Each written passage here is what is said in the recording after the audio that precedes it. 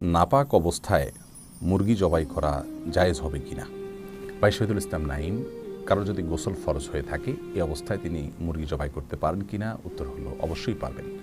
মুরগি জবাই করাকে কেন্দ্র করে অনেক কুসংস্কার আমাদের মধ্যে আছে। আমরা মনে করি মেয়েরা মুরগি জবাই করতে পারে না, অথচ এমন কথা কোনো হাদিসে কোথাও বলা হয়নি। বিসমিল্লাহ বলে যে কোনো পুরুষ নারী যে কেউ মুরগি জবাই করতে পারে। এমনকি ছোটো মানুষ যদি হয় যে জবের মাসআলা জানে, রক কাটা প্রয়োজন এটা জানে, এরকম কোনো মানুষও যদি করে তাহলে মুরগি জবাই করা হয়ে যাবে।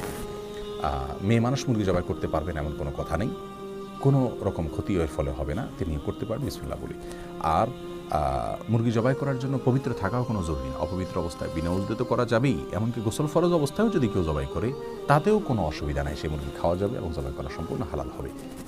অতএব মুরগি জবাই করা বা হাঁস জবাই করা বা এই রিলেটেড যত বিষয় আছে এগুলোর সাথে পবিত্রতার সম্পর্ক আসলে নাই। বিষয়টি আমাদের নিছক কুসংস্কার, আমরা যে মনে করি পবিত্র অবস্থায় মুরগি জবাই করা যায় না।